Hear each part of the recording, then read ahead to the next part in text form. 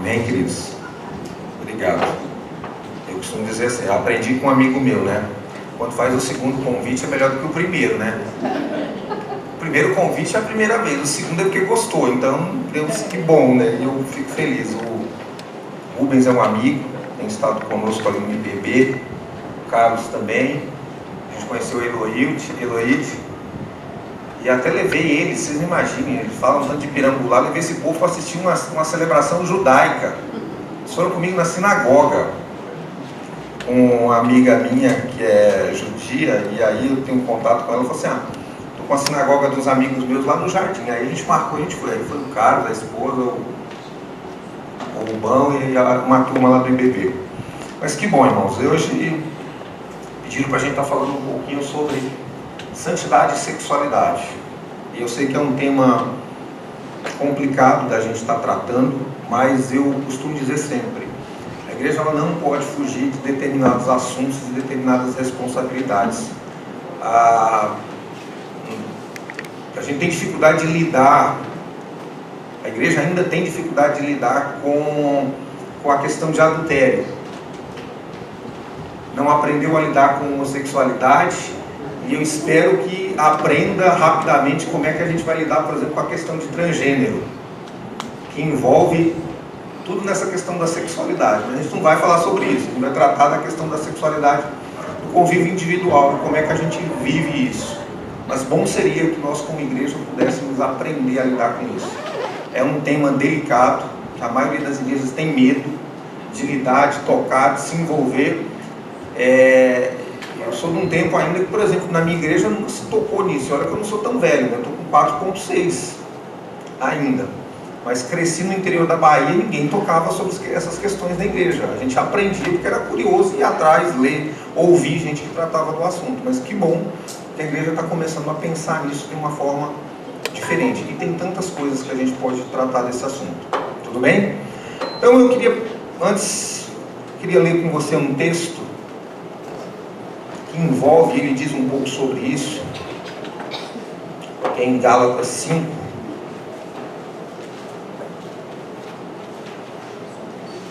do verso 19. Gálatas 5, do verso 19 ao verso 23. O apóstolo Paulo diz o seguinte: ora, as obras da carne são conhecidas, e são luxúria ou prostituição, impureza, lascívia, idolatria, feitiçaria, inimizade, porfia, ciúmes, iras, discórdia, dissensões, facções, invejas, bebedices, glutonarias e coisas semelhantes a estas, a respeito das quais eu vos declaro, como já outrora vos preveni, que não herdarão o reino dos céus os que tais coisas praticam. Mas o fruto do Espírito é amor, alegria, paz, longo ânimo, benignidade, bondade, fidelidade, mansidão e domínio próprio. E contra estas coisas não há lei. Até aqui. Amém? Então, para a gente entender um pouco disso, Paulo começa falando de duas coisas que é a realidade que nós vivemos hoje. Nós somos homens humanos e naturais, mas quando nos convertemos, quando nascemos no Evangelho, nascemos homens espirituais, mas não somos transformados em anjos, em seres sobre-humanos. Nós estamos neste mundo, vivemos a realidade desse mundo e continuamos a ter uma vida humana, com desejos, com sentimentos, e nós precisamos aprender a equilibrar a nossa vida humana, as nossas paixões, os nossos desejos, com a nova vida que nós passamos a ter quando estamos em Cristo, a vida espiritual. E pensar em santidade e sexualidade tem a ver com isso. Como é que eu equilibro a paixão, o desejo pelo sexo, pelo prazer, com a vida de andar com Deus? E é um pouco sobre isso que a gente queria compartilhar com vocês hoje. Então, eu trouxe aqui uma ideia de sexualidade que é um conceito bem simples. Eu não peguei nem a fonte para lá, ele está falando que estava o autor, mas o conceito genérico de sexualidade, que são as diversas formas, jeitos e maneiras que as pessoas buscam para obter ou expressar prazer. de forma simples, é a busca do ser humano pelo prazer através do sexo. A sexualidade expressa isso, o desejo do ser humano de buscar prazer pelo sexo. E a Organização Mundial de Saúde vai dizer que sexualidade é uma energia que nos motiva a procurar amor, contato, ternura e intimidade, que se entrega no mundo como nos sentimos, movemos, tocamos e somos tocados. É ser-se sensual e ao mesmo tempo sexual. Ela influencia pensamentos, sentimentos, ações e interações, e por isso influencia também a nossa saúde física e mental. Essa é a definição da Organização Mundial de Saúde para a sexualidade. Ou seja, a sexualidade bem vivida, ela é extremamente saudável. A sexualidade mal vivida, ela gera uma série de problemas, de patologias, tanto mentais, que se expressam no corpo através de demências, através de profundas melancolias e depressões, que levam muitas vezes as pessoas ao desespero e até à morte. Então, tentar equilibrar essas coisas é aquilo que a Bíblia nos diz. A Bíblia em nenhum momento ela proíbe a prática do sexo, mas ela aponta um caminho. Está claro isso para todo mundo? Então vamos, se vocês quiserem fazer alguma pergunta, não entender, por favor, gente, só levantar a mão, o painel vai acender, pega a senha. Então vamos lá. É o texto que nós lemos, de Gálatas 5, e aí eu estiquei ele até o 29 para a gente poder entender um pouquinho mais. Então vamos lá. Paulo, no texto que nós lemos, no verso 19, ele começa falando sobre a luxúria, que é a compulsão pelo sexo. A gente normalmente não usa essa expressão, ela é uma expressão, alguém fala assim, essa expressão é muito antiga, e realmente, ela é uma expressão que vem do grego, então ela é uma expressão da antiguidade, de antes do nosso tempo, é de antes de Cristo. Para vocês terem uma ideia, ela vem do grego, claro, é uma expressão antiga. Então, luxúria não é uma expressão que a gente usa. Por quê? Porque a gente acha a palavra antiquada e ultrapassada. Mas ela define bem o que é a questão da sexualidade. Ou a busca pelo sexo, a compulsão sexual. É a busca excessiva do sexo como objeto de realização máxima. Então, quando alguém vive compulsivamente, ansiosamente, buscando por sexo, ele é uma pessoa que está envolvida na compulsão, ou seja, na luxúria.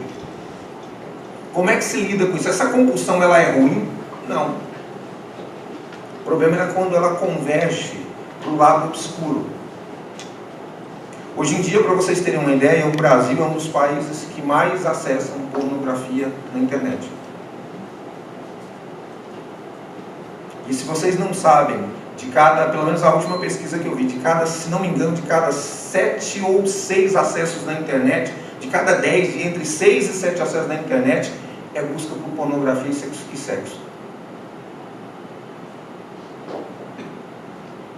A internet é um mundo maravilhoso, mas também um mundo obscuro que pode te levar para situações as mais perigosas possíveis.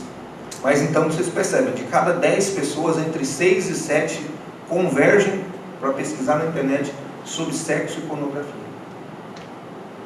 E às vezes não com objetivos de estudo, mas com objetivo de curiosidade para ver o que acontece. E aí você mergulha num abismo. E você pega uma descida e vai só, e uma coisa vai chamando o outro. Então a gente precisa perceber isso. Como é que eu entendo a sexualidade? Como é que eu lido com ela?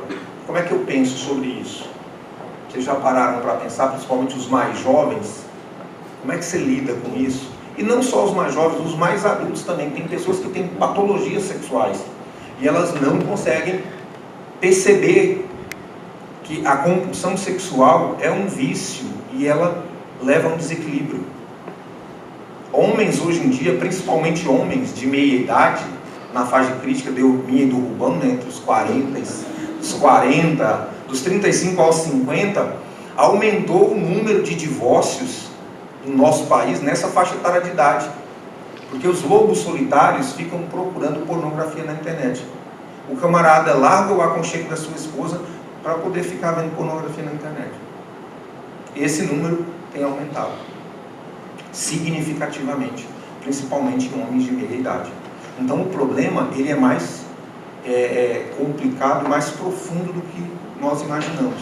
E como eu falei no início, a igreja tem dificuldade de tratar da questão sexual. E aí quando você não orienta, o que acontece? As pessoas vão bater cabeça por aí. Como eu falei também no início, quando nós nascemos espiritualmente, a Bíblia diz que nós somos feitos novas criaturas, ou seja, nós nascemos espiritualmente, nós somos bebês espirituais.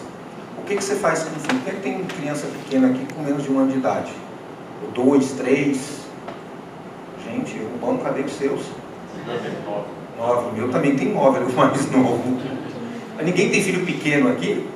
Tem bastante, aqui o pessoal faltou. Então tá bom. Eu tenho 9 ali, o Augusto, que é o meu mais novo, de 9 anos. O bom também tem nessa faixa. Eu não vou pegar o Augusto e falar assim, Augusto, agora você tem 9 anos de idade. Você já é um menino, você já sabe pensar, você já sabe tomar banho, escovar os dentes, você já tem consciência do que é certo e errado. Bota a tua mochilinha nas costas, aqui está a tua Bíblia, teu kit de alimento e vaza de casa e vai cuidar da tua vida. É isso que a gente faz com os nossos filhos? De jeito nenhum. Os filhos continuam sendo os filhos. Mesmo depois que casam, geram netos, continuam sendo filhos.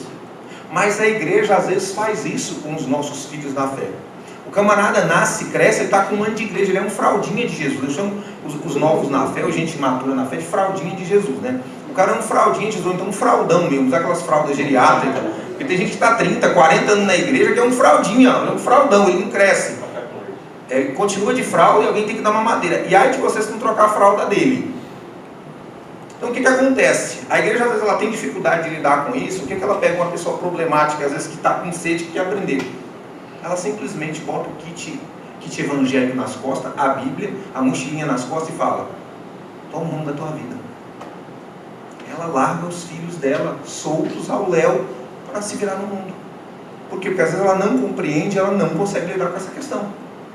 Nós como pais não fazemos isso com os nossos filhos, embora uns malucos por aí está muito em moda e o número de órfãos pelo Brasil só tem aumentado, de crianças abandonadas.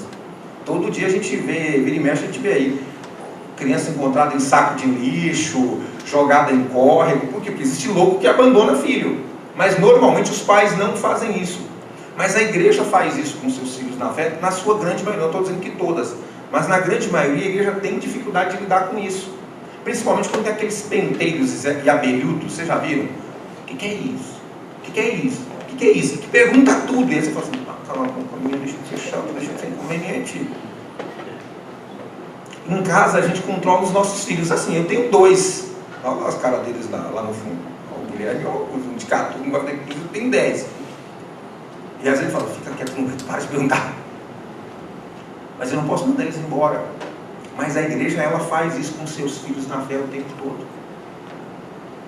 Gente muito bisbilhoteira, que pergunta muito abelhudo, ela quer se livrar. Então ela faz o kitzinho, Bíblia, uma madeirinha espiritual e vaza.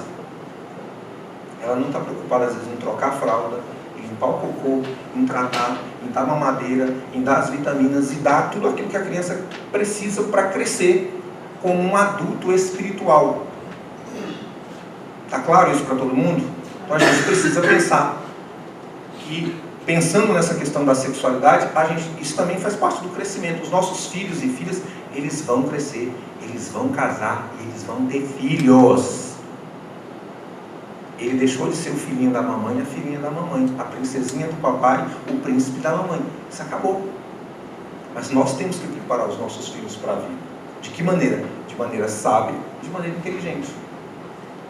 Que eles aprendam da melhor maneira possível e da maneira menos traumática possível sobre essa questão. Então vamos lá. Algumas ideias para a gente perceber isso. O que é o adultério? Adultério, quando a Bíblia fala de adultério, ela está se relacionando a todo ato que é praticado quando uma das partes ou quando uma das pessoas envolvidas é casada. E fornicação é a prática do sexo por quem não é casado. Você pode ter adultério e fornicação no mesmo ato, desde que um seja solteiro e a outra casada. Está claro isso? Tudo bem até aqui? Então vamos caminhar um pouquinho. Celibato, alguém já ouviu falar nisso?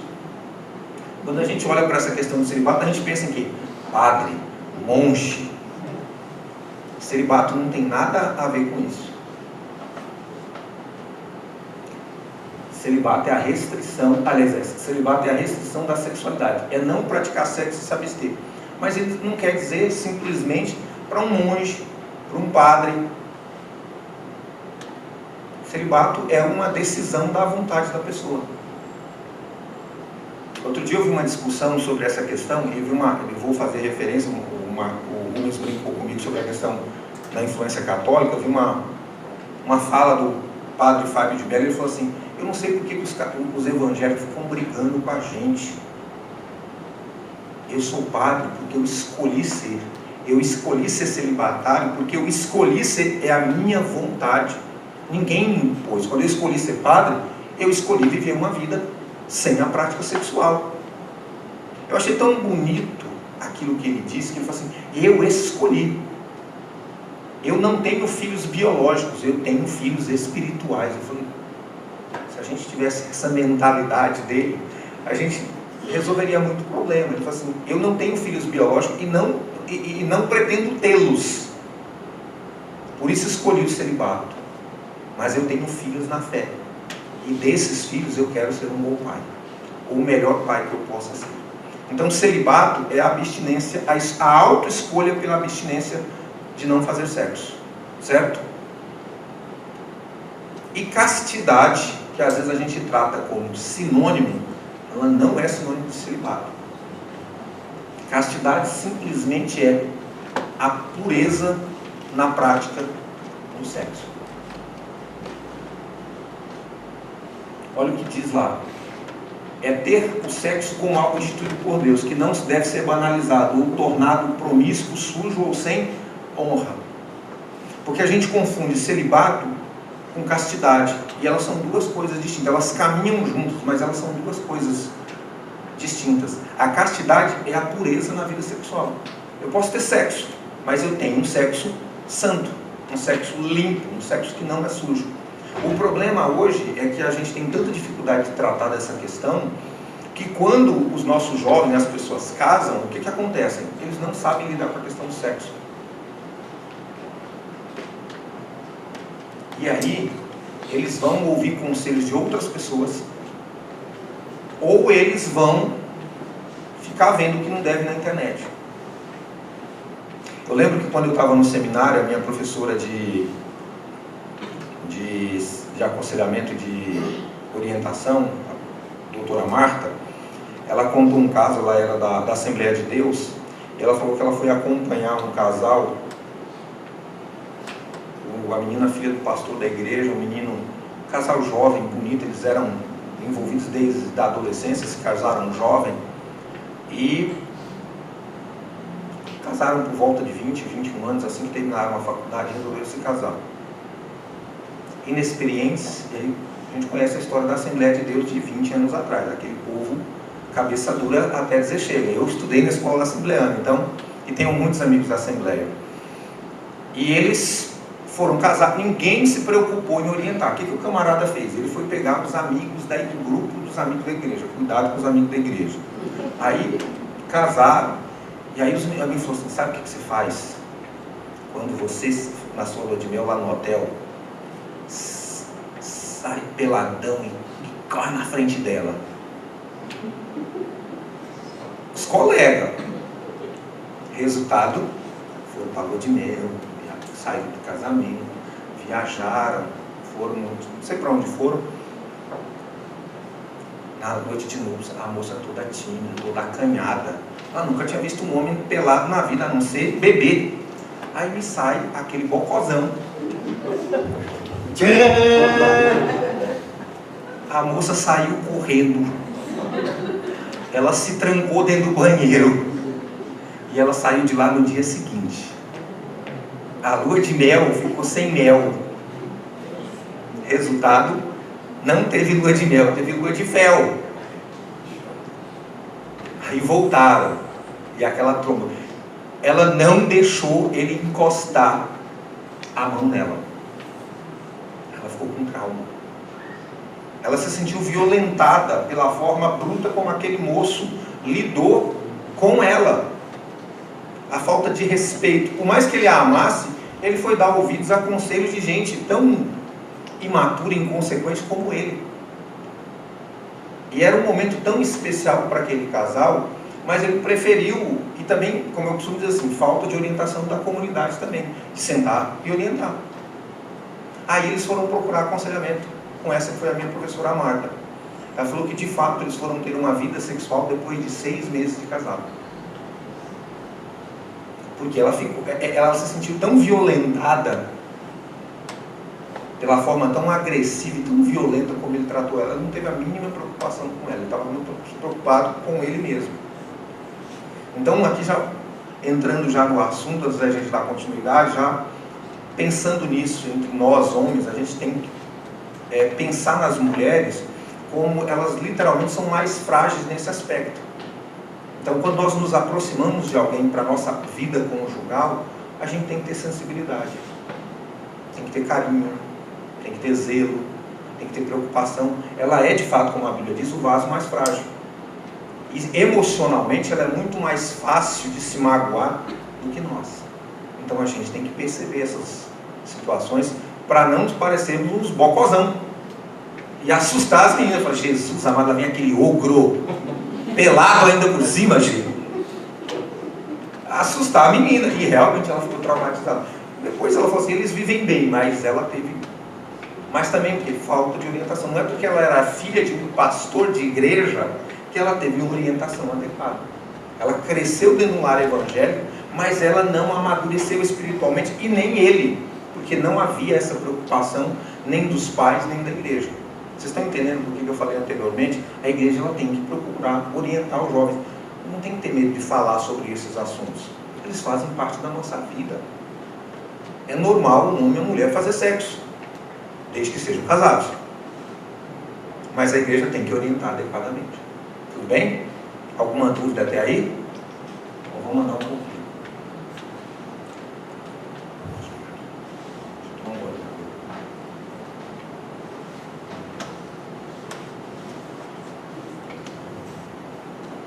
O sexo ele tem um sentido muito profundo. Ele é o instrumento da expressão do amor conjugal e da procriação. Ele tem esse sentido profundo. Ele é o instrumento da expressão do amor conjugal e também da procriação. O problema é que antigamente a gente pensava na questão da prática do sexo só no contexto da procriação e não na questão da expressão do amor e do prazer do casal, do autoconhecimento, do desenvolvimento e da maturidade das duas pessoas. Tem uma, não se assustem, tem uma igreja lá nas minhas bandas lá em Itaquera, que a gente conversando com o pessoal, a menina falou assim, olha, aqui o pastor controla até quantas vezes o casal faz sexo por semana.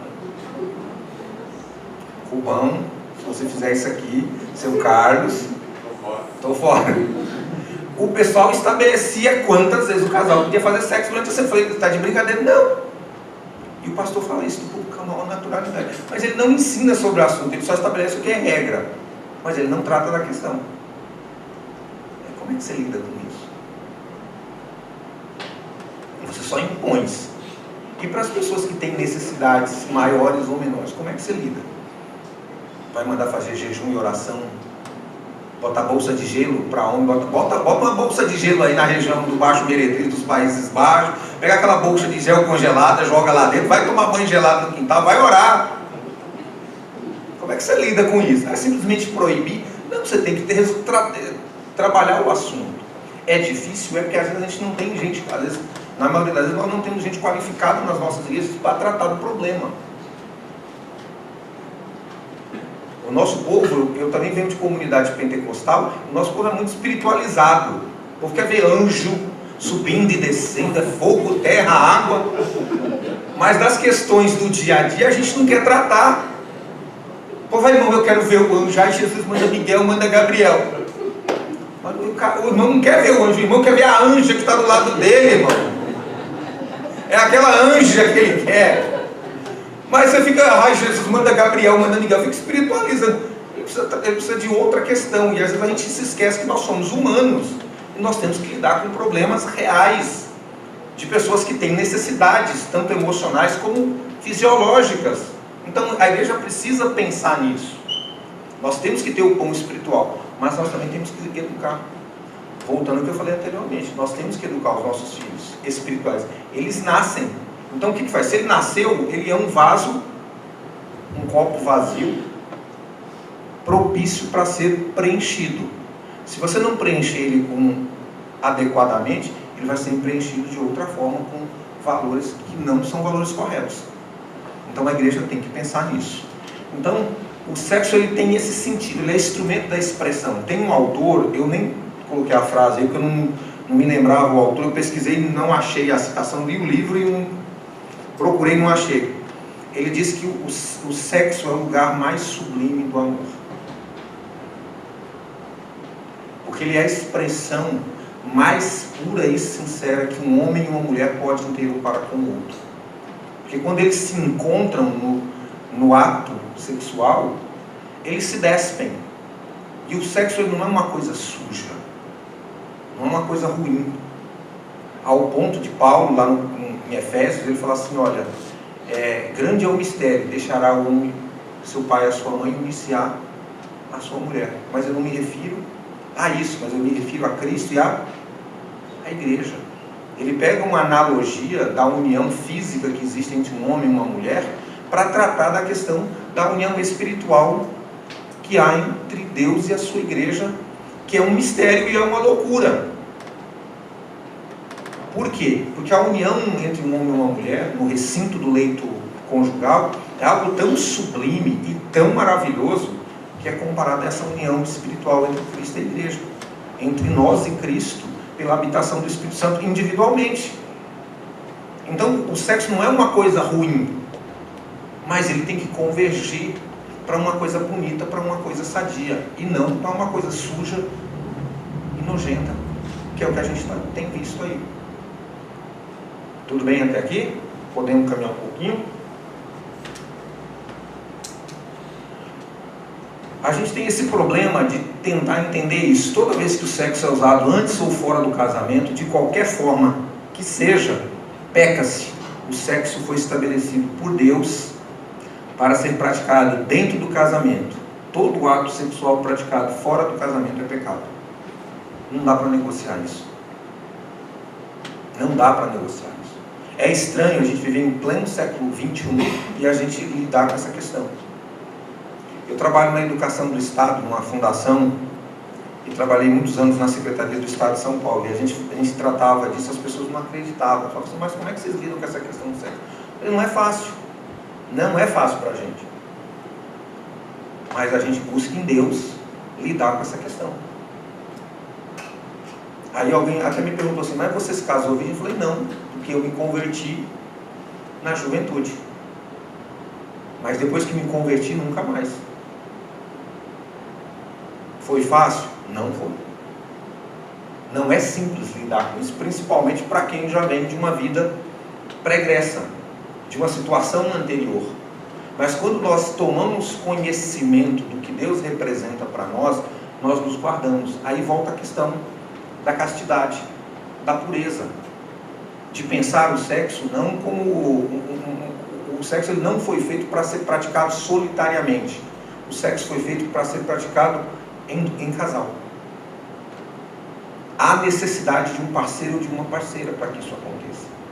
O ato solitário, ele não é um ato agradável, porque ele já entra naquilo que nós falamos no começo, da questão da compulsão. Ele se torna uma doença, uma patologia que desenvolve a prática excessiva do sexo solitário. Então isso não é saudável para nenhuma das pessoas. E aí, abrindo um parênteses, a gente está vivendo nesse início do século XX justamente uma crise, porque a gente vive a crise dos solitários. Você se conecta com o mundo inteiro através das redes sociais, mas as pessoas são solitárias, porque elas vivem isoladas, dentro de nichos, dentro de quartos, dentro de salas, dentro de escritórios. Elas, eu tenho um monte de amigo virtual.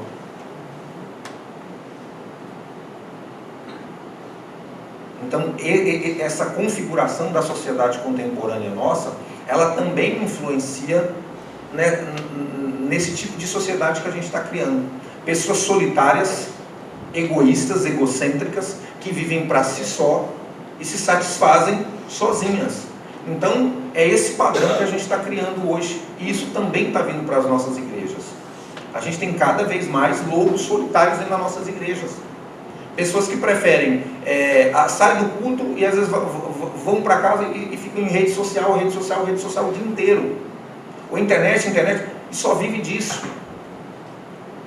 A igreja é corpo e ela é constituída de pessoas, para que haja comunhão dos santos. E a convivência com pessoas, ela é fundamental para que a gente amadureça e desenvolva outras características da convivência social. Quando eu ignoro isso, eu vou me tornando um solitário. E aí vem a propensão a desenvolver patologias de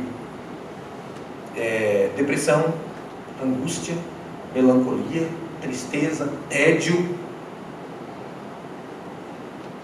E às vezes a gente não entende por que a gente tem tanto adolescente no nosso meio. Eu estou com tédio. Eu estou melancólico, eu estou depressivo, eu estou angustiado, eu estou triste. Porque eles vivem vidas solitárias. Então, voltando ao que eu comentei anteriormente, a igreja precisa pensar nesse sentido. Como é que a gente lida com essa questão? Tudo bem até aqui? Perguntas? Pode perguntar. Em relação a senhor disse que a igreja precisa estar próximo dos irmãos para orientar e para... Quando o senhor disse que a igreja precisa estar próximo dos irmãos para orientar eles na caminhada, nós sabemos que a igreja tem uma série na hierarquia, líderes espirituais. E muitas vezes os jovens, na sua grande maioria, se fecham em certas circunstâncias que impedem até mesmo o líder de chegar e tentar orientar eles, porque, a meu ver, nós somos líderes espirituais, da parte espiritual, e não da vida pessoal. Então, às vezes, o jovem pode se sentir acuado, porque aquilo que ele está passando talvez não seja espiritual, mas sim pessoal. Então, é delicado como se deve tratar nessa hora, quando você precisa entrar na vida pessoal daquela pessoa. Como eu falei no início, a igreja ela tem que pensar que ela tem que reeducar as pessoas em todos os sentidos da vida. Eu brinco, vou usar uma expressão que parece estranha, mas você vai entender. Quando a gente às vezes está na igreja e as pessoas falam assim: eu estou bravo porque o irmão não deu bom dia para mim. Ou então a gente tem aqueles azedinhos de Jesus que não dá bom dia para ninguém. O cara parece que tomou óleo de filo de bacalhau com óleo de rícino, giló, e o limão siciliano fez aquele mousse, engoliu tudo e foi para a igreja. Ele já chega com aquela cara de tromba de elefante. Ele passa por você e não te responde. Aí você cruza com o sujeito, aí o cara entra no banheiro. Aí você ouve a descarga, aí ele sai, você sai do banheiro, ele simplesmente chega para você e fala assim: a paz do Senhor, irmão. O que ele não fez no banheiro? Não lavou a mão. A igreja tem que pensar até nesses detalhes. Por isso que eu falei que reeducar em todos os sentidos. Sair do banheiro, tem que lavar a mão. Cumprimentar as pessoas e dar bom dia também. Está com uma necessidade, está com um problema, procura alguém que você mais se identifica e começa a conversar com ela. Ou então, se a pessoa é muito tímida, a igreja ela também tem que perceber o corpo, os indivíduos, e se aproximar dele. Porque às vezes a igreja está doente. Quando a gente tem febre, normalmente o sintoma de febre é porque existe algum órgão no corpo que está passando por algum problema. Às vezes é um dedão que você levou uma topada na rua. Estava jogando bola, chutou a pedra lá. E aí você está com febre. O corpo inteiro está sofrendo porque um dedo foi machucado. E às vezes não há preocupação de identificar a patologia, o problema ir lá. Então, quando eu falo de igreja no sentido, é de educar o indivíduo, todos os indivíduos, da melhor maneira possível, em todas as áreas da vida. Boas maneiras, educação, e aí envolve essa questão. Sofreu desilusão amorosa, sofreu, terminou com a namorada, terminou com o namorado, está melancólico, mas alguém precisa acompanhar esse jovem, essa pessoa, para poder ouvi-lo, para poder orientá-lo, para poder conversar, para que ele precisa desabafar. Às vezes só precisa de alguém para ouvir, não precisa dar conselho, ele só quer desabafar. Quando desabafa, chora, ele já vai se sentindo melhor, que alguém se preocupou com ele. E às vezes o que a gente sente hoje, às vezes é essa proximidade com pessoas. A gente está vivendo um modelo no Brasil de igreja, de megas igrejas, onde a gente é só mais um número. Você entra, sai, ninguém se preocupa com você. E a gente precisa rever isso nas nossas comunidades, são grupos menores. Entender o indivíduo um a um. Conhecer as pessoas pelo nome, conversar com ela, cumprimentar e orientar elas em todos os aspectos. O jovem saiu, está terminando o ensino médio. O que você pensa fazer? Ah, mas eu estou pensando em fazer isso. Eu estou pensando em fazer engenharia, quero fazer engenharia mecânica. Vou estudar em São Carlos. Não, quero fazer engenharia espacial. Vou estudar no ITA. Isso também faz parte da vida da igreja e orientar as boas escolhas do jovem, para que eles de fato se tornem pessoas completas e plenas e cristãos maduros em todos os sentidos. Não sei se eu respondi a tua pergunta. Tudo bem até aí? Mais alguém? Então vamos tentar andar um pouquinho. Essa questão de lidar com essa questão da compulsão, Agostinho, o Santo Agostinho, no livro As Confissões, ele diz isso: a dignidade do homem exige que ele possa agir de acordo com uma opção consciente e livre, isto é, movido e levado por uma convicção pessoal e não por força de um impulso interno, cego ou debaixo de mera coação externa. O homem consegue estar dignidade quando... Aí acho que essa dignidade, aí foi eu que copiei errado. Consegue essa dignidade quando, libertado de todo o cativeiro das paixões, caminha para o seu fim, pela escolha livre do bem e procura eficazmente os meios aptos com diligente aplicação. Não sei se vocês conhecem a história de Agostinho, como ele se converte. Ele era um sujeito extremamente inteligente, uma sumidade. É um dos escritores cristãos que continua influenciando a igreja depois de quase mais de 1500 anos. Mas ele era um devasso, uma pessoa que via uma vida de promiscuidade, de sexualidade exagerada, a ponto de ter filhos bastardos. Ele tinha um filho bastardo, acho que Deodato, e ele vivia uma vida completamente insana e maluca, até que um dia ele ouviu uma pregação e ele se converteu. Ambrósio de Milão, né? E ele começa a rever os conceitos. É umas confissões, que é uma autobiografia dele contando o processo do que ele era e como ele se converte. Ele trata dessa questão da dignidade humana e de como ele lida com esse conflito interno. E aí cai naquilo que a gente estava falando. Como é que a gente lida com isso hoje? Como é que a gente lida com essa diversidade?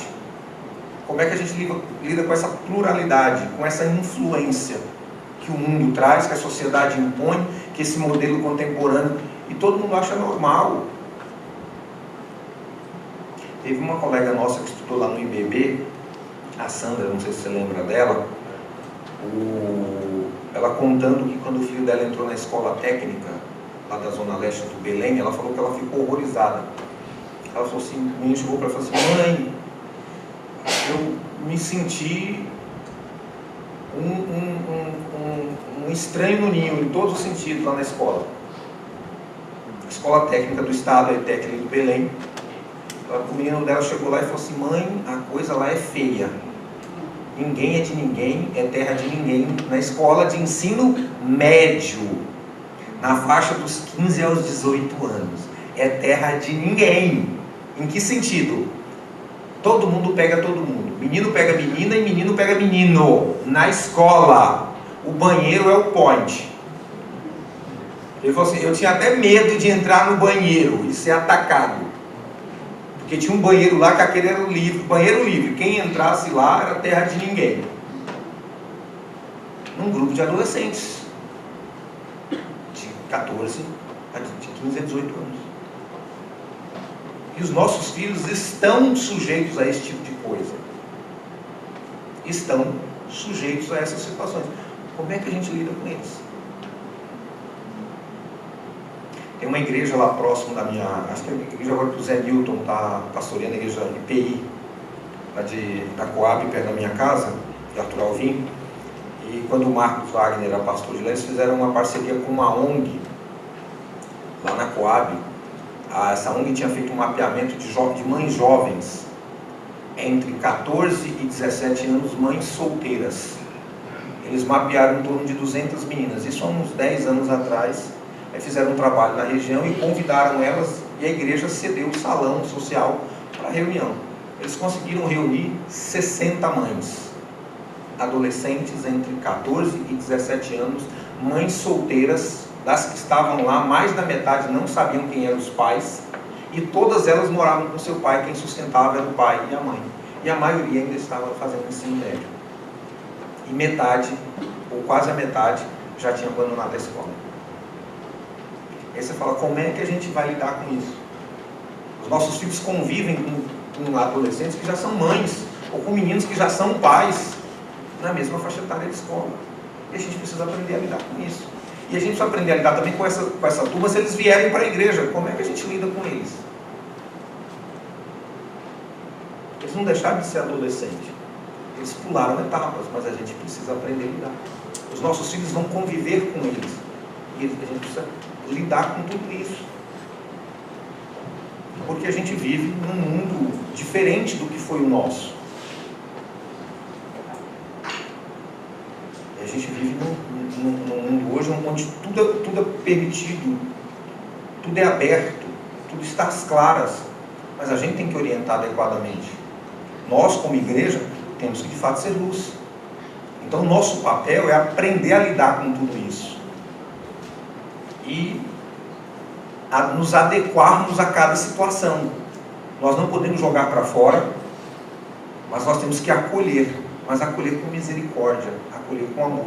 Não que nós concordemos com as práticas, mas nós temos que aprender a lidar com essa turma. Pais, a gente precisa aprender a lidar com os nossos filhos, caso isso ocorra no nosso contexto.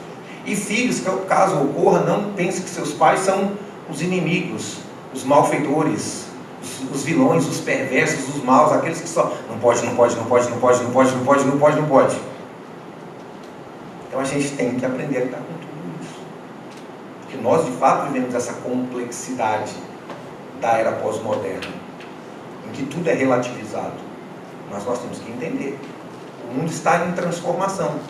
A igreja não vai abrir mão dos valores dela, mas a igreja tem que se adaptar para poder, dentro da verdade estabelecida do Evangelho, conseguir abarcar essas pessoas, tratá-las com amor, com misericórdia e com compaixão. Tudo bem? Mais uma dúvida aqui, né? Tem que lidar com essa... É uma questão social dos nossos dias. Está ocorrendo, não dá para... Né? A questão... a sexualidade abordada de maneira... Não digo incorreta, mas eu digo que causa um impacto negativo, né? E... Como que vamos fazer, então... Como que a gente... Pode continuar, irmão, só tô... Como que a gente vai... Em casa eu tenho um ensino tradicional ou não aberto, e de repente eu chego na igreja e a igreja é mais flexível. Vai chocar os mais velhos.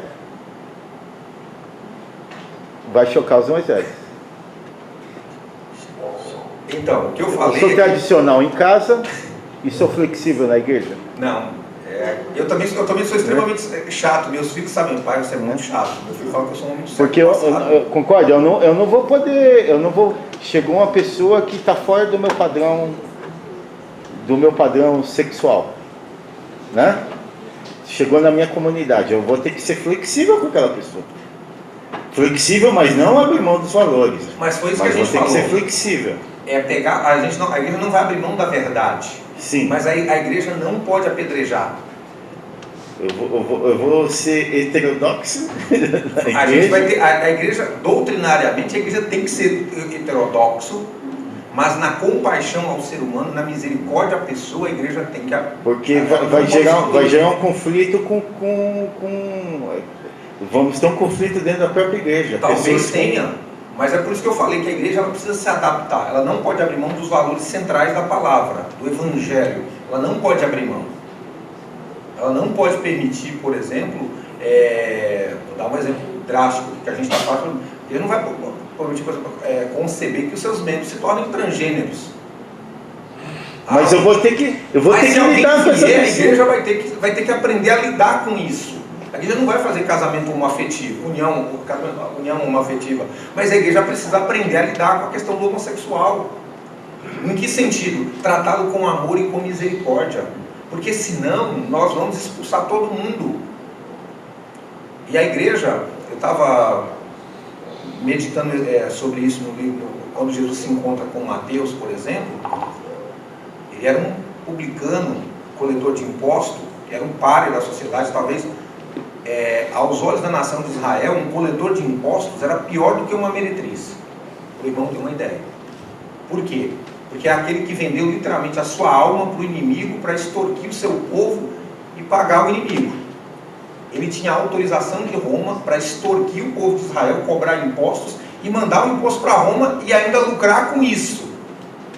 Eles eram tão desprezados que no templo eles ficavam junto com os gentios, ou seja, ele não podia nem oferecer sacrifício dentro do templo, junto com o povo, ele era tratado como um gentio. E aí Jesus passa, tá o Mateus na coleteria e fala assim, vem me segue. O camarada levanta na hora e vai seguir Jesus. Aí ele faz um banquete na casa dele, e quem são os amigos de Mateus? É o sacerdote, é o saduceu? Não, eram os coletores de impostos, eram os mesmos da condição que ele era, gente desprezada. E aí quando Jesus vai jantar na casa dele no banquete, os fariseus chegando na porta já foram lá para bisbilhotar. Ele come com pecador e com publicano, olha o nível do sujeito. Aí a resposta de Jesus é maravilhosa. Os sãos não precisam de médico, mas sim os doentes. É nesse sentido que eu quero que o irmão entenda que a igreja tem que tratar. Essas pessoas, elas estão doentes espiritualmente, socialmente falando. E quem tem o remédio é a igreja. E a igreja tem que levar o evangelho da salvação. Se nós excluirmos essas pessoas da misericórdia de Deus, nós vamos pregar o evangelho para quem? Como é que a gente lida com isso? Irmão, entendeu? Eu entendi o ponto de vista, eu também sou muito conservador. Mas, por exemplo, eu sou conservador a tal ponto, como eu fui trabalhar no Estado com educação, aonde é que eu fui cair? Eu tenho uma colega minha lá da nossa igreja que ela fica brava. Eu falo assim, gente, a educação já tem 70% de mulheres. E os 30% de homens que tem, 50% são homossexuais. E eu fui trabalhar. A minha esposa sabia, já falei, eu fui assediado 2 vezes na Secretaria da Educação, por colegas de trabalho. Assediado. Eu poderia até ter abrido processo administrativo contra ele, não fiz. Gerou uma confusão no meu setor terrível, por conta da frase que ele disse, porque ele disse e outras pessoas estavam na mesma sala que eu e ouviram o que ele disse. E o pessoal deu com a língua nos dentes para o departamento inteiro. Em meia hora o departamento inteiro já estava sabendo o que o Paulinho havia feito. No dia seguinte ele veio todo melindroso falar comigo. Anos depois, 3, 4 anos depois, eu virei chefe dele.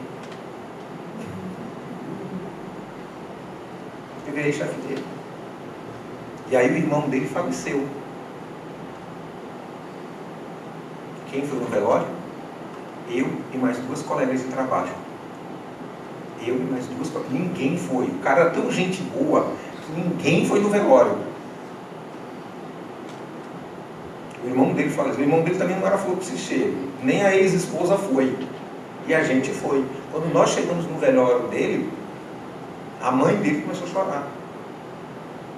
E depois, passado a questão do nojo, ele voltou. Ele veio pessoalmente me agradecer. Eu não esperava isso de você, mas eu fiquei muito agradecido pela forma como você tratou a mim, a minha mãe e a minha família. Percebe? Eu tinha todos os motivos, inclusive, para abrir um processo, pedir para abrir abertura de processo. Eu tinha testemunhas que viram o que ele fez comigo, mas não tratei ele assim. Hoje a gente encontra, eu fui transferido, estou em outra área, mas a gente se encontra na região da República, ele trabalha lá no prédio da Secretaria, a gente se cumprimenta. É pensar que o outro ele precisa da misericórdia de Deus. Não é porque ele tem a opção dele que ele tem que ser tratado como uma praga, como uma peste. Ele simplesmente precisa de Jesus. E a igreja precisa entender isso. O outro precisa de Jesus.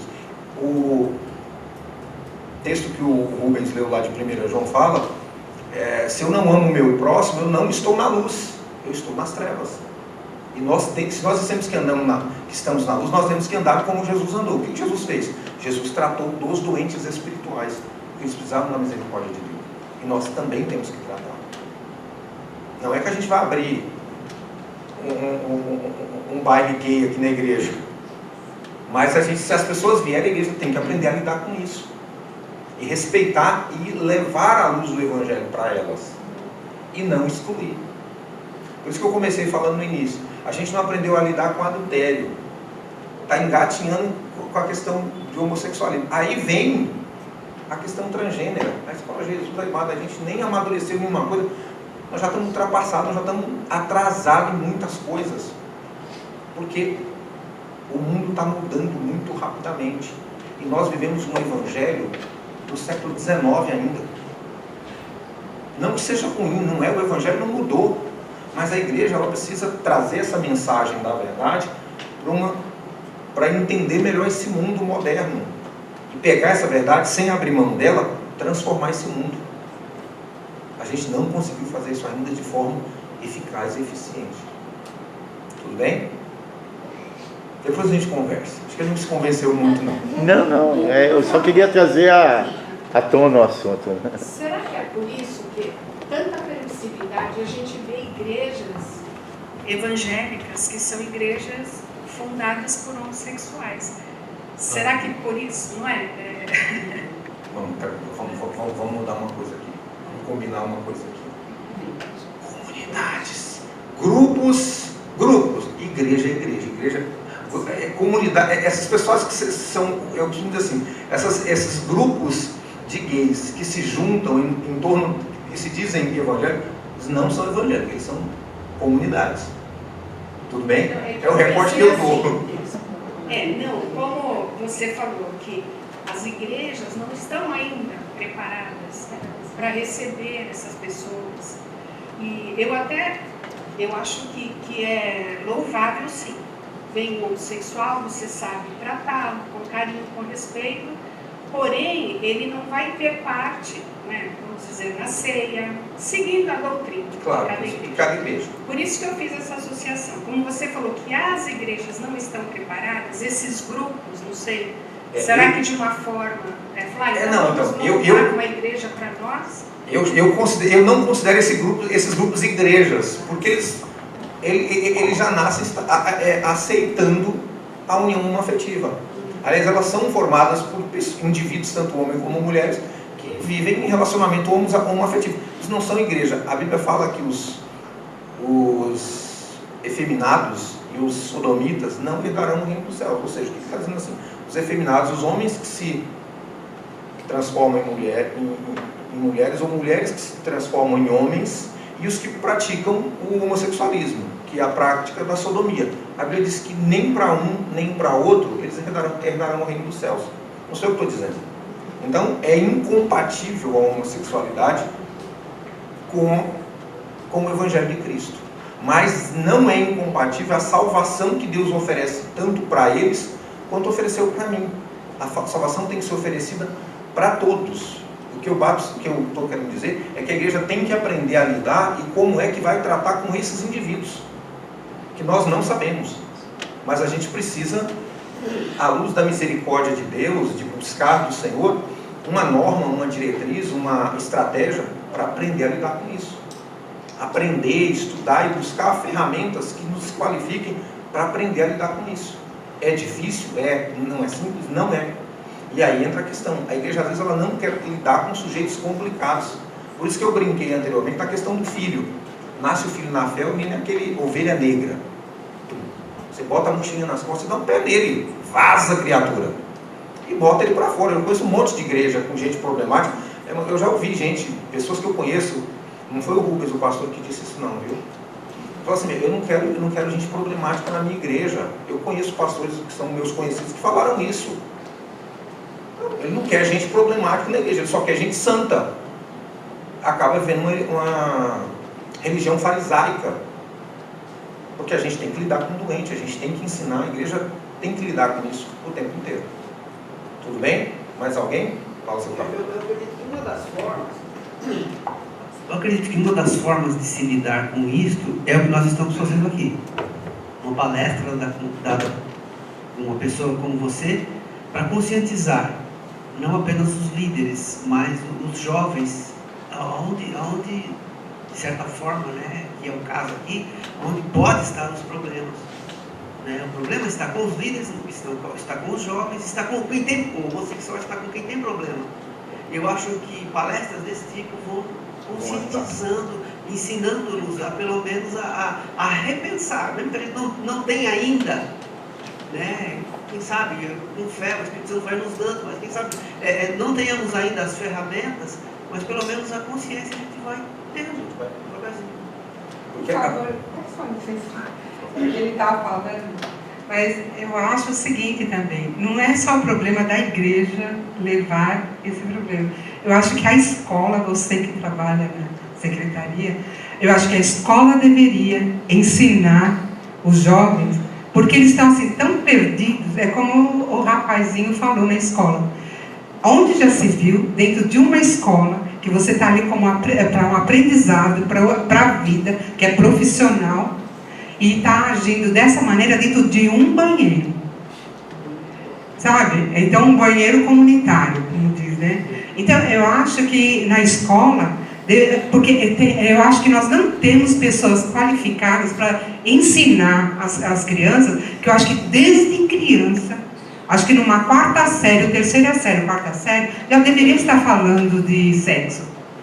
Né? Não do jeito que colocaram com essas apostilas e não sei o que, a lá Bolsonaro ou não sei quem, né, que disse. Então, eu acho que assim, é uma coisa tão normal, é uma coisa da vida, e é tão problemático falar em sexo, parece assim que é um bicho de 7 cabeças.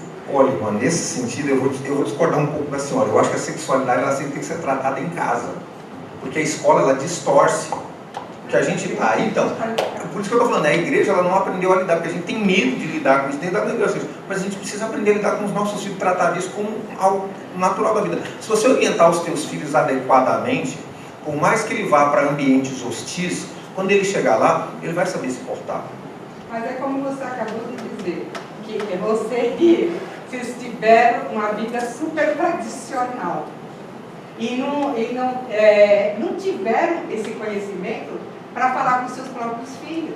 Eu não tive quando eu me casei, mas hoje eu converso com meu filho de 14 anos. Olha a sua idade, mas você não teve com seus pais. Não tive. Então, tem que vir de algum lugar. Por exemplo, você estudou, orientou seus filhos. O Kid tem orientação, deve ter orientado sua filha. Mas e quem ainda não tem? Se você fala de sexo, como nós, graças a Deus que eu estou assim, amando a sua palestra, que eu falei assim, abrir a mente dos jovens, abrir a mente dos pais. Eu gostaria que tivesse aqui mais pais para estar orientando seus filhos, sabe? Porque com 30, 40, 50 anos, você orientando seus filhos. Então, mas aí volta aquilo que a gente falou no começo. A igreja tem que pensar nos filhos na fé.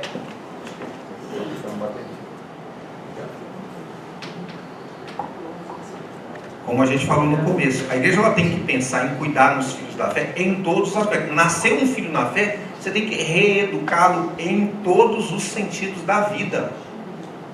Princípios de educação, de boas maneiras, de bons costumes, até sentar na mesa e comer, a igreja tem que orientar. Mas não pode botar o braço na mesa, por quê? Porque é regra de etiqueta. Arrotar na mesa é falta de educação. Mastigar de boca aberta é falta de educação. Parece brincadeira, mas isso é papel da igreja também. Porque alguém nasceu espiritualmente e ele precisa ser reeducado em todas as áreas. Aí você fala assim, poxa, mas isso é loucura. Mas é papel da igreja, ele é seu filho na fé. Então cabe a você reeducá-lo, reensiná-lo em tudo. E aí na sexualidade que a gente está tratando, o camarada já é casado, mas ele se converteu e vem para a igreja. Aí você fala assim, você já é casado, você já tem filho, mas você vai ser reeducado, ter uma reorientação sexual. Como é que você vai? Começa a namorar de novo com a sua esposa, começa a paquerar, começa a flertar, como é que namora, como é que beija. Então, até isso a igreja tem que fazer. Então, eu estou falando, a gente precisa redescobrir a igreja no sentido de reorientar os nossos crentes em todas as áreas. Orientação financeira de casal, orientação sexual, criação de filhos. A igreja tem que orientar. Se eu me abstenho, o mundo oferece. E aí cai nisso. E aprende de forma equivocada com um monte de gente. E essa questão que a senhora falou da educação não vai mudar, porque quem está dando norte nas universidades, formando professores, eu tenho uma menina lá da nossa igreja que está terminando pedagogia na USP. Entrou na USP. Lá tem uma, eu vou dar o nome aos bois aqui, eu sei que está gravado, mas você tem um nome. Lá tem uma tal de Marilena Chauí, que é a papa da educação. Ela fala assim, Jesus amado, eu tenho pavor de assistir a aula daquela mulher. É um doutrinamento político, faccional, direcionado. A aula dela é escrita e chove gente. Ela fala assim, tá, a turma acho que tem 30, 40 alunos, vai sem assistir a aula dela. Porque vai um monte de gente convidada. A Marilena vai dar aula, um monte de gente vai para lá. Acaba tendo doutrinamento. E é esse tipo de gente. Então a igreja tem que orientar, e é que eu costumo dizer sempre, a igreja tem que formar pessoas que sejam professores, médicos, juízes, delegados, políticos, deputados, vereadores, prefeitos, senadores, governadores e presidente da república. Ministro da igreja tem que estar na igreja. Cristãos na vida pública tem que ter em todos os lugares. Mas nós não assumimos o nosso protagonismo como igreja de Cristo de apontar diretriz para o mundo.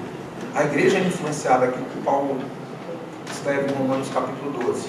Nós não temos que nos conformar com este mundo, mas transformá-lo pela renovação do nosso entendimento, para que nós possamos de fato experimentar a boa, perfeita e agradável vontade de Deus. Mas o que a igreja faz? A igreja ela se conforma e ela não transforma. Então a igreja ela tem que agir como agente da graça de Deus no mundo, sendo de fato luz e farol, e apontando o caminho, dissipando trevas, e temperando e equilibrando o mundo. Então reeducar, por isso que eu volto ao que eu falei anteriormente, a gente tem que pensar em reeducar as pessoas em todas as áreas da vida, de forma completa e total. Jesus não veio só salvar o homem espiritualmente, ele veio salvá-lo fisicamente e emocionalmente. Então nós temos que educar as pessoas em todos os aspectos da vida. Tudo bem? Eu acho que só tem mais 10 minutos, né? Então, mas exatamente, só tem mais 10 minutos. Como é que anda aqui? Acho que ele desligou aqui.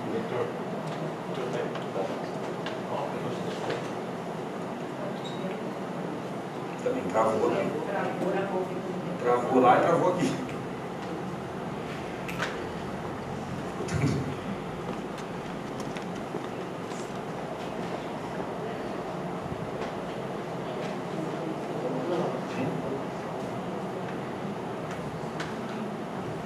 Tá.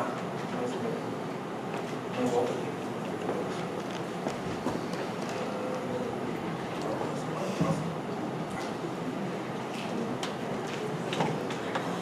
Não volta.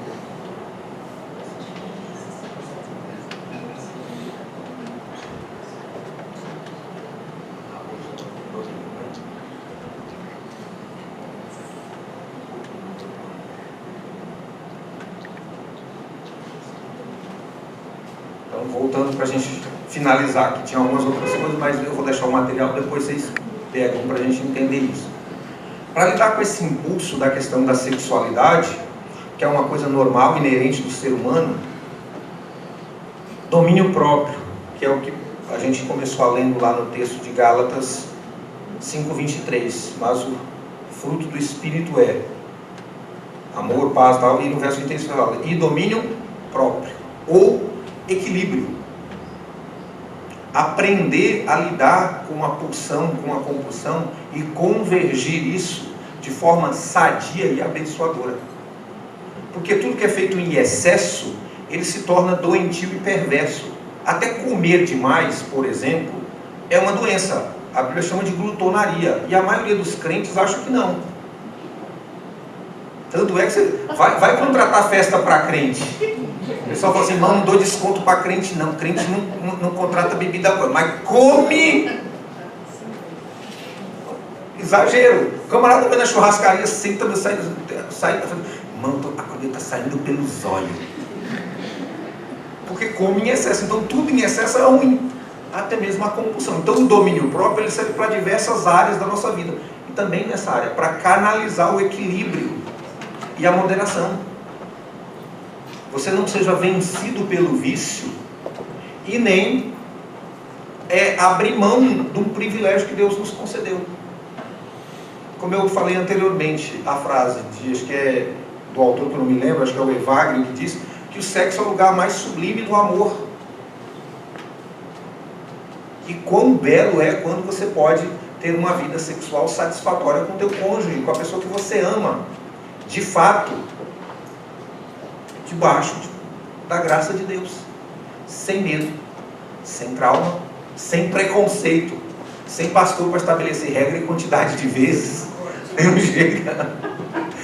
Nem jeito, não, isso não pode, daqui a pouco o povo vai esquece o que o macho falou.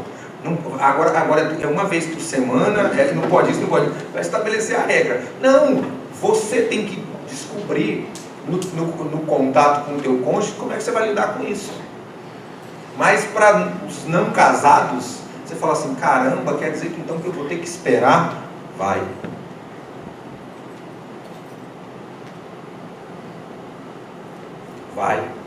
ter que esperar sim.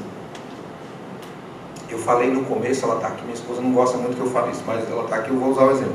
Como eu falei, quando eu me casei com ela, eu não pude oferecer para ela o que eu poderia ter de melhor, que era a minha pureza. Mas ela pôde. E eu dou graças a Deus por ela, nesse sentido.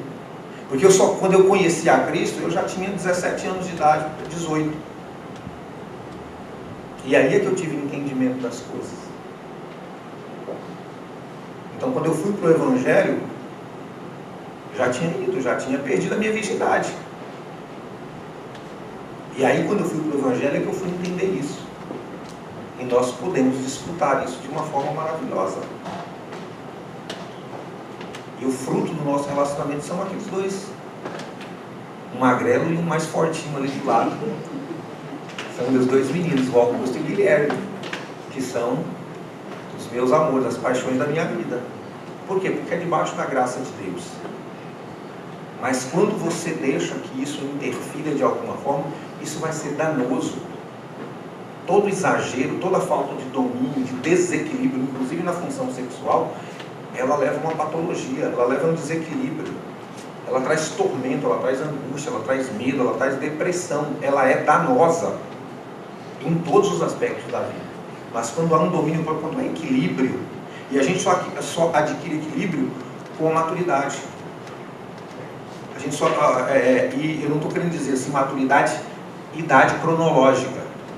Eu conheço gente com 20 anos de idade que é muito mais maduro do que gente de 50. Porque idade cronológica não quer dizer muita coisa. Às vezes, na maioria das vezes sim, mas nem sempre. E pessoas jovens às vezes são muito mais maduras, como diz por aí, muito mais cabeça do que muita gente velha, que não tem cabeça nenhuma. Mas a gente precisa encontrar o meio termo para amadurecer. E o melhor caminho é aquilo que Paulo diz, para a gente terminar, no verso 22 do capítulo 5. Mas o fruto do Espírito é amor, é alegria, é paz, é longo ânimo, é benignidade, é bondade, é felicidade, é mansidão e é domínio próprio. Por quê? Contra todas essas coisas não há lei, ou seja, não há acusação, não há sentença, não há peso, não há dor, não há engano, não há mentira. Quando nós desenvolvemos o fruto, ou produzimos o fruto do Espírito que Deus quer gerar em nós, nós nos tornamos de fato pessoas maduras na fé. Uma árvore não produz fruto enquanto ela não atinge a maturidade.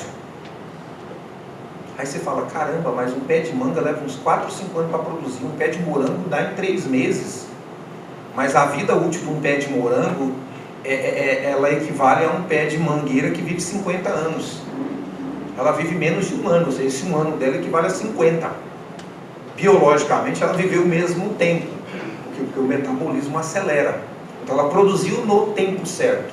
E uma característica do fruto, quando ele é produzido, é que o fruto que você produz, ele não é para você. Pé de manga não come manga que produz, come. O morango não come, não se autoconsome. Aquele morango suculento, o pé dele produz? Para quem é? É para o outro. O fruto que nós produzimos, à luz do que a palavra diz, ele também é para abençoar outras vidas. Quando nós desenvolvemos o domínio próprio, a maturidade, o equilíbrio, nós também abençoamos o nosso cônjuge, nós abençoamos a nossa igreja, nós abençoamos a nossa família, nós abençoamos aonde nós estamos, porque nós atingimos maturidade. Nós estamos produzindo algo bom, durável e saudável, que vai alimentar não a nós mesmos, mas ele vai alimentar o outro. Amém? Se alguém tiver mais alguma pergunta, senão a gente vai encerrar, porque o horário já deu. Mais alguém? Então, reverendo Rubens. Reverendo, eu chamo de reverendo. Obrigado. Nós tínhamos programado 2 encontros, né? Então, aqui diante da igreja, se você puder vir na semana que vem, não sei se você já tem compromisso, porque é por causa do horário, né? Tem o culto, aí você terminaria, porque eu vi que ficou faltando bastante coisa aí.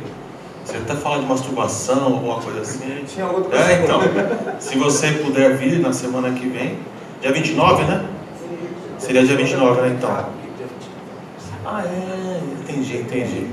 Então nós vamos marcar um outro sábado, tá? Se der Dia 29 é aniversário do meu filho. Aniversário do menino.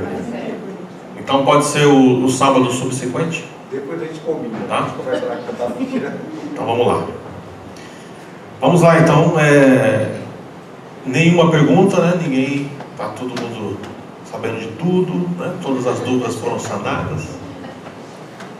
Mas Posso fazer uma pergunta? Eu já fiz essa resposta, né? Pode. Eu fiz essa pergunta no TV, mas como eu cheguei agora, que o Márcio estava encerrando, depois que ele estava falando desse assunto, eu precisei descer. Assim, vamos fazer. Se for redundante, amém. Não tem problema. Assim, algum jovem me procura. Eu já vi acontecer isso. Olha, eu estou tendo sexo com a minha namorada, porque eu estou sendo sincero com ela, eu vou me casar com ela, tudo vai desembocar no altar.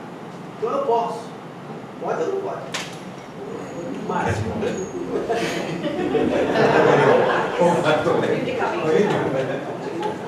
Biblicamente não, né?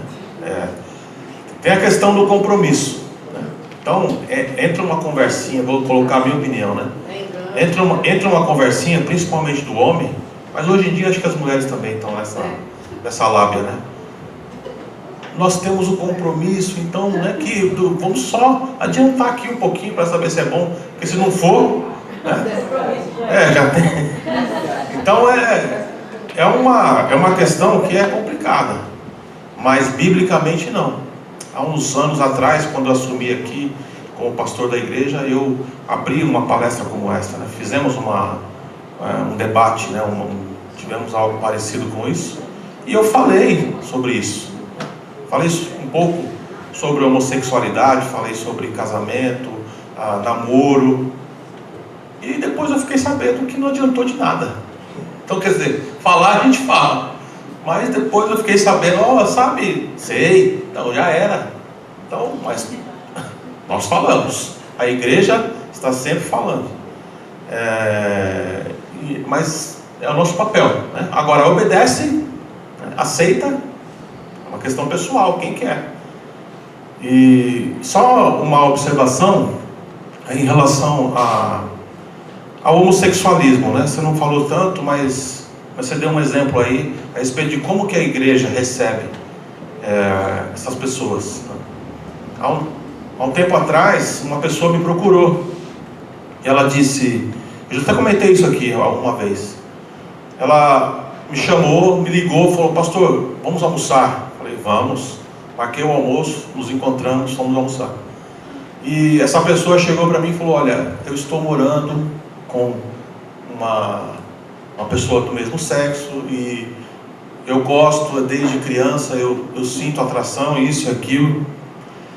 Enfim, ela contou a sua história e eu ouvi, e ela falou assim: a minha pergunta é, eu posso ir até a igreja? Eu posso frequentar a igreja?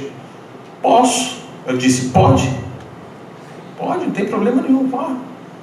Eu posso levar a pessoa que está comigo? Pode.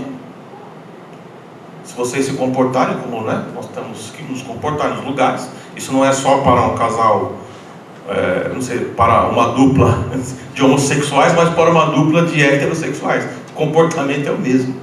Inclusive, abrindo um parênteses aqui, o Bolsonaro, ele criticou a cartilha. A cartilha não é dele, né? A cartilha é aí, que está aí no sistema aí há um tempo. Aí eu falei: pode, não tem problema nenhum. Aí ela veio e cutucou a ferida, né? Ela disse: e nós podemos participar da ceia? Nós somos batizados.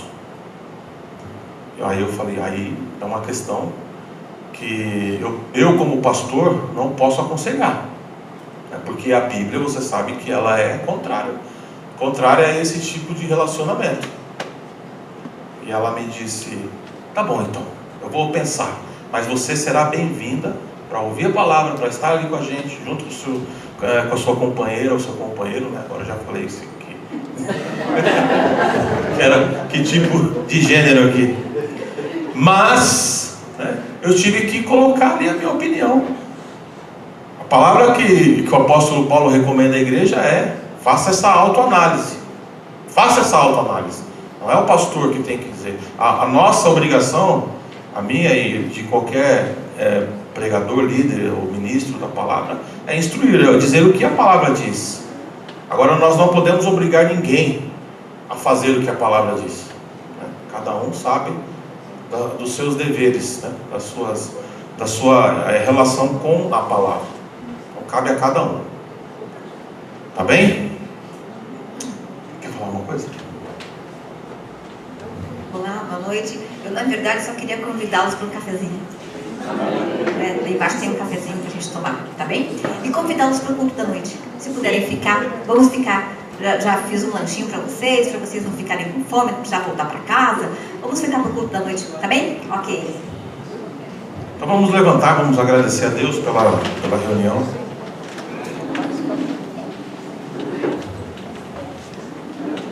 Soberano Deus, eterno Pai, nós, assim como começamos, queremos te agradecer, Senhor, porque nós acreditamos que o Teu Espírito Santo, o Santo Espírito de Deus, nos orientou a palavra, ela foi direcionada e nós sabemos que ela não volta vazia. Sabemos disso, Senhor, e acreditamos nisso, que hoje a Tua palavra ela foi eficaz, ela alcançou aquilo que ela deveria alcançar. Muito obrigado pelas vidas que estão aqui, Senhor, e que nós tenhamos essa consciência do que é ser igreja. É para a Tua honra e glória que nós te agradecemos, em nome de Jesus. Amém.